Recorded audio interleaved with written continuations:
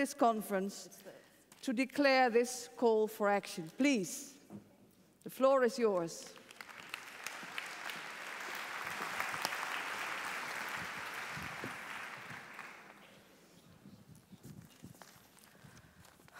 Thank you so much. Hello, everyone. It's time to say goodbye very soon, but it's been a very, very exciting 4 days. I'm sure it has been enriching and gratifying for each one of you, as it has been for me. And I'm sure we have renewed energy to connect and to act right from now, to say no to violence, to act against any form of violence, and to speak out and not remain silent. I hope that is the message that has been given.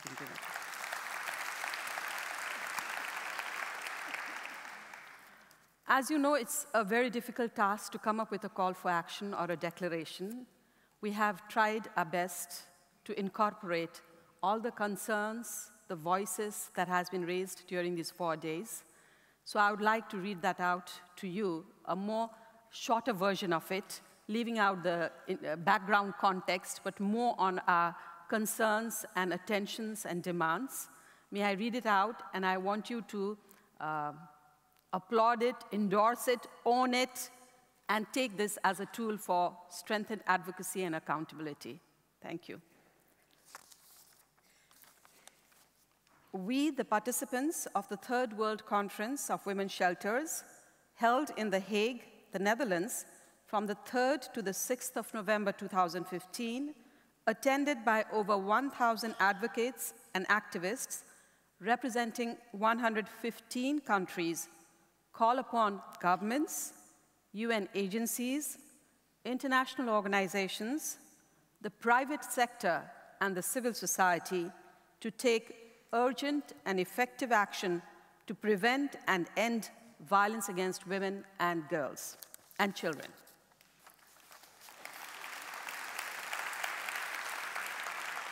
We draw focused attention to the rights and needs of women and girls facing multiple forms of discrimination, including women of Aboriginal and indigenous backgrounds, women with immigrant and/or refugee status, undocumented women, survivors of trafficking, women living in poverty, women with disabilities, LGBTQIA+ women, women of ethnic minorities, and women enduring the trauma and violence of armed conflict and in post-disaster situations.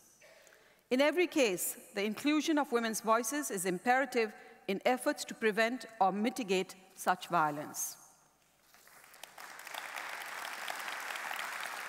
We call upon all states and conflicting parties to include women in all conflict resolution and peace processes, as well as in the planning and formulation of all post-disaster relief, recovery, and reconstruction programs.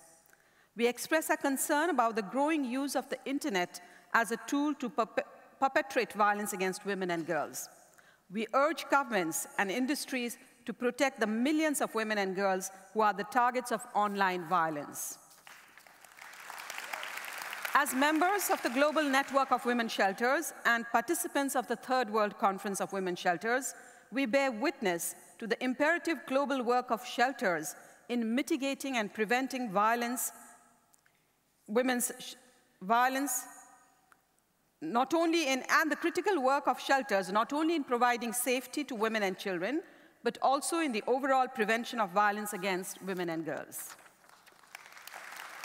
The 2015 data count of the Global Network of Women's Shelters, in which 2,497 shelters and agencies in 46 countries took part, states that on one day, 53,230 women and 34,794 children sought and acquired shelter services. However, 7,337 women and 4,410 children were turned away due to limited resources and capacity. This validates the need for increased resources and capacity for existing shelters, as well as the need for more shelters. Therefore, we call upon all key stakeholders to considerably strengthen efforts to prevent violence and to effectively protect women and girls.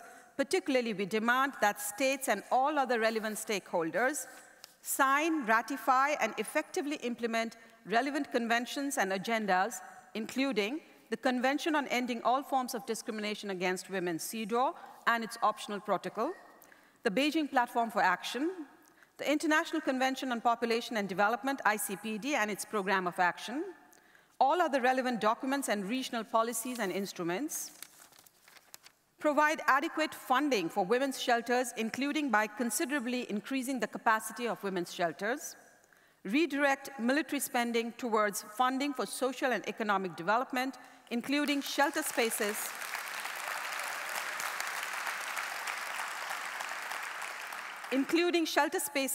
to save women and children fleeing violence as outlined in BPFA, implement a standalone Convention on Violence Against Women, which is internationally binding, and hold perpetrators to account and to provide services to assist perpetrators to transform their behavior and become peer educators. Can I request you all to endorse this call for action as the call for action for the Third World Conference of Women's Shelters? Thank you so much.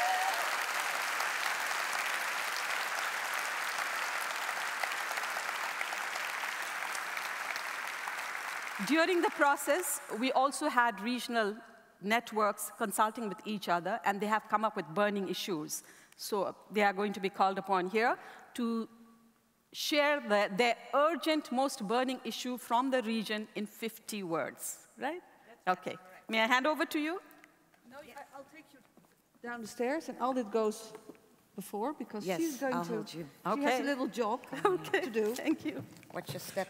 Thank you. I don't know how you women do this with the sari thing, but you look fabulous as usual. En zij moet toch dat ding overhandigen? Yes, a bandana. Bandana. There's still work to do. Yes, Okay. there is. Yes. What we're going to do now is call those 7 representatives, ladies and gentlemen, of the different continents, starting with Rosa Logar, who represents Europe. Where is Rosa? Please stand next to Jacobine. Margarita Guille of the Inter-American Network. Come forward, please. Mary Balikunjeri, representing Africa. Come here with us, please. Hui Jung Chi, representing Asia. The idea. Julie Oberon, representing Oceania. Fatima Utaleb, Middle East and Northern Africa. And last but certainly not least, Carole Brazeau, representing the indigenous women. Stand by me. Jacobine, you have the handhelds.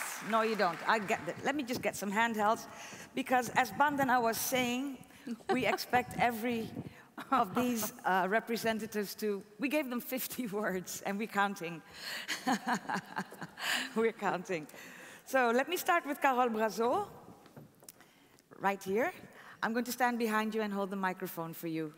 There you go. Please deliver your... Bonjour à tous. Hello all. It's my pleasure to announce yesterday the first international meeting of Indigenous Women's Shelters Network was held with representatives from the continent of North America and New Zealand. We, as well, we decided to join the global network of women's shelters. The main burning issues of the representatives of Indigenous women's shelters are the call for an international strategy to prevent the murder and missing Indigenous women and children worldwide.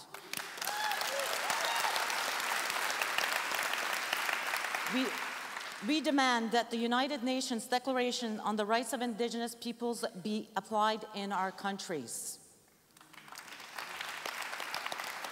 And of course, we will require financial support for our international meetings to connect and act to end violence against Indigenous women and children worldwide. Thank you very much, Carole. Yes, Jacobine. Yes, now Europe, what are your burning issues? In Europe, our burning issues are having states ratify and implement the Istanbul Convention, Members of the regional workshop also stressed the importance of implementing CEDAW, particularly Article 6, stopping all forms of trafficking and the exploitation of prostitution of women. We must increase the number of women's shelters and specialized women's services, ensuring sustainable funding for these programs. Up next is Fatima Outaleb. I'll hold the microphone for you. That's good. You just do your statement. Your burning issues. Okay, out of the box. Actually, I don't know if these 50 words are enough to share the concerns of the burning region I'm representing, MENA region. So, the MENA region finds its burning issues to be highlighting the impact of violence on women as individuals and recognizing female victims of harmful cultural practices, as well as ensuring women's rights to privacy are not violated in the name of security measures, and finally, legislating for the legal status of shelters in the MENA region. Thank you very much, Fatima. Okay, I join you in the middle. The burning issues for the Inter-American Network. Yeah, there were that most of our shelters and services need to work with women and girls during and after armed conflict in the specific areas where armed conflicts are, and create special international measures for violence against women in organized crime, international organized crime territories, strengthen international cooperation, and to ensure sustainable funding for women's support services and shelters. Thank you. Up next is Julie Oberon, representing Oceania. Thanks. The burning issues from Oceania are ensuring proper resourcing to redress violence against women that is exempt from political cycles, providing consistent criminal justice responses that hold perpetrators to account and enable opportunities for change, and making governments accountable for transformative change, which focuses on gender, social, political and economic inequalities and Indigenous rights. Thank you very much, Julie. Mary Balikunkeri, representing Africa, this time the whole continent again. Yeah, it's quite a burden. Please, your burning issues. Yeah, thank you. Our burning issues as Africa are enacting and implementing policies and legislation to support shelters and safe spaces for women and girls. And most importantly, also strengthening political will to allocate funds for survivors of violence, guaranteeing service provision and access to safe spaces. Thank you. And finally, Hui Jungchi, representing Asia. The Asian burning issues are ensuring economic empowerment through well-funded employment, housing, and community programs to help women after they leave shelters. Our country must give the women equal property rights, rights to inheritance, affordable housing for survivors of domestic violence, and guarantee the property rights of widows. Finally, there must be sufficient funding for shelters. Thank you very much. Thank you very much. So, ladies, this is a moment where Bandana will hand you the call to action. So, Bandana, here's your... Thank you. And I would like you to give... Do it from here. Yes, and then we'll have a press moment. Thank you, please. Thank you so much. Thank you for being a part of this. Thank you. This is power, women together. Yeah, lovely. Thank you. Thank you so much. Thank you, Rosa. You're welcome. And this is for me. Please give it to Jacobine. Yes, we might need it. Okay. We might need it still, but you'll get your copy. Of course. I think it's time for you to stand in between the ladies and have a press moment there. Yes. Fatima, can you move in just a little bit? Can you move closer? Yes. Stay between the lines. Esther, you have it? Thank you very much. Thank you. And if you would please be so kind to stand on the stage, but sit down. Just stand here on the side, please. Please remain, because you're so important. Also for the next formal moment, because we're not ready yet, I would like to invite the other chair of this conference, Femke Halsema, together with Secretary of State Martin van Rijn of the Health Department, on stage.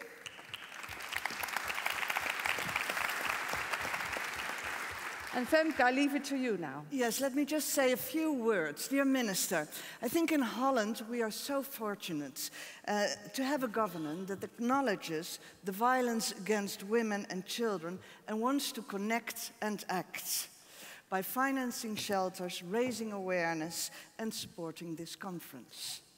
We sincerely thank you for giving us the opportunity to gather all those fantastic women here and a few men.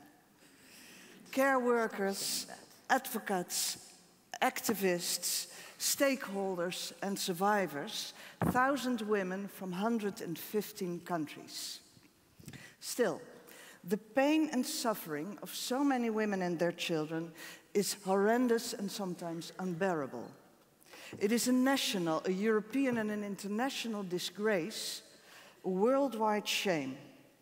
As much strength and power is gathered here, we, women and women's organizations, we need strong and powerful counterparts in the outside world.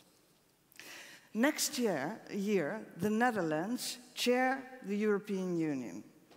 We know there is a full agenda: finance, economics, employment, international affairs. And the oppression and discrimination of women, the violence against women, is never high on the list. We proudly present together the call for action by the participants. This is what we believe and demand. And dear Minister, I call upon you to bring our call to the European Union and to place it high on the European agenda, to fight for us, for the rights and needs, for the freedom and dignity of women worldwide. Thank you. And can I have a photo moment? Can you please join in the middle again? No, we're forgetting something. Yes? Yes, that's what you're forgetting. Sorry, my fault. Chaos. Let me just So let's hand try it to do this in a civilized way. Thank you so much for supporting us and for coming here. Yeah, photo. Yeah, sorry. Bandana, could you join them in the middle? And the ladies on both sides, please, for a picture. Thank you. Yes, of course. But Mr. Van Rijn will still make a speech. Let's just do the press moment. Wij mogen in het midden. Chaos, ladies and gentlemen. This is what you get. Let me be the director. And you have to stand between the lines a little bit. Yes. We would like to color beyond for the lights. lines. For the lights. Squeeze together. Nobody's biting here. Squeeze, squeeze, squeeze. More. All right. Got your pictures, people? Sorry, Karin. Smile, for goodness sakes. Smile. Thank you. Thank you very much. The representatives of the continents may now take their seats again. Thank you so very much. Jacobine, it's all yours.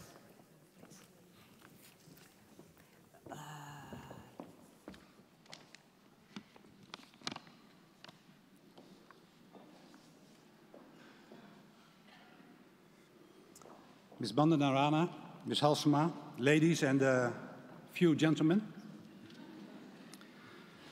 I too support this call for action because it's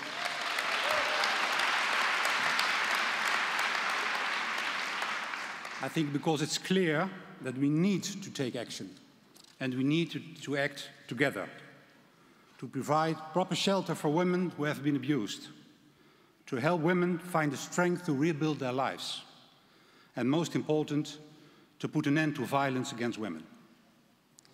Violence does not only affect women. The people in their lives also suffer from violence. Violence against women ultimately poisons and disrupts our society. Like Hillary Clinton said 20 years ago at the World Conference on Women in Beijing, if women are free of violence, their families will flourish. And when families flourish, communities and nations do as well. And therefore,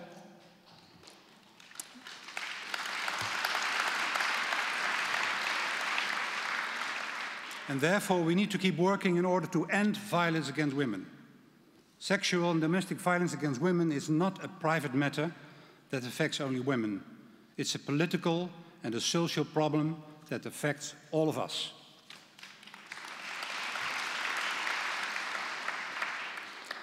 The past few days has proven that we are willing and able to take action. You came from all over the world to The Hague, especially to attend this conference. You have listened to inspirational speakers. You have shared experiences, came up with fresh ideas, and made agreements. And I hope you go home with new energy to keep up the important work you're doing. I commend the Global Network of Women's Shelters for all their efforts so far. It's very important that there is a worldwide network. You've managed to raise awareness concerning the violence against women all around the world. Your network does everything possible to foster social change, because the repression of women and violence against women are not acceptable.